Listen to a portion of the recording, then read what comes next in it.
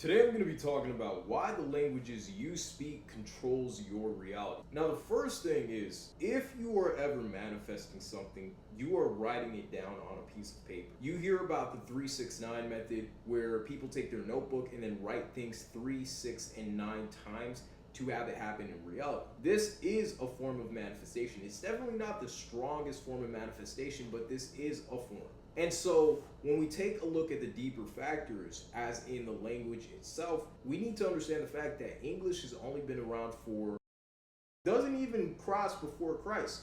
And so thinking about this, is it really writing down the phrases or the intentions behind what we are doing? Writing is a way to curve it in a way where other people can understand. And that's how the languages work. And so anytime that you use a language, you're basically curving the world into what you want it to be.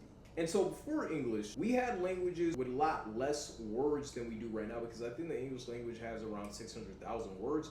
I'm not too sure about that. Do not fact check me on that, but it does have more words than previous languages. And so the fact that we need all these words to describe what we're trying to do has to tell you something about the way this society has been built. Because in earlier languages, they didn't have that many words.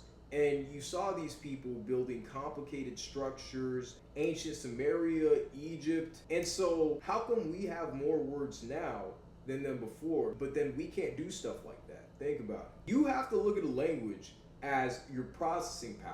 And so when I think about my test with manifestation, I think about the first time I tried to manifest my dream car, right? Which was a Corvette C8. I have another dream car now, which I'm not going to talk about here. I'm going to show you when I cop that shit. But look at this page right here. One day I was inside of my hotel room, right? I was staying in Lombard, Illinois, and I ended up thinking about a Corvette C8 really hard for an entire day. And then when I looked outside of my hotel room, the car was parked directly outside of there. And this isn't the first time that something happened with that specific car. So then I was asking myself, okay, since our thoughts control reality, then how exactly did I manifest it to get right there in front of me to the point where like I'm thinking about it and then it just pops up? Like I didn't see that car for 2 months.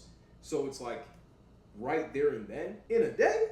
Come on, man. So then I started to think about how that was possible. And really, should I be thinking about the car or should I be thinking about the cash for the car? So then I started understanding how languages work, how vibrations work, and how frequencies work. And so it's more so about the intention, because think about it.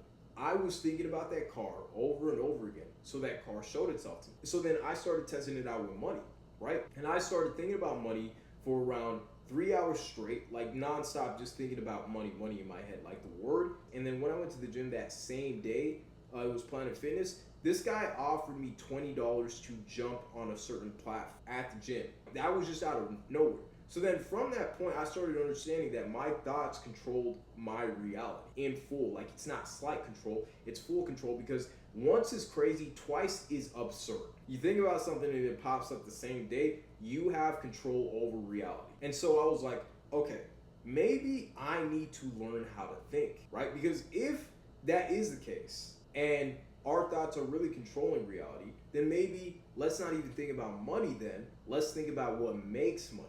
Wouldn't that attract more money than you thinking about money all day? What about the words we think, right? Because all of us think about bad words, right? If somebody pisses you off, you might think fuck in your head or something like that. If you never learned those words, would those blockages go away? Would you just not know hate in the first place? Early on in the Bible, how it basically talked about a set of girls doing something to their father so they would get pregnant.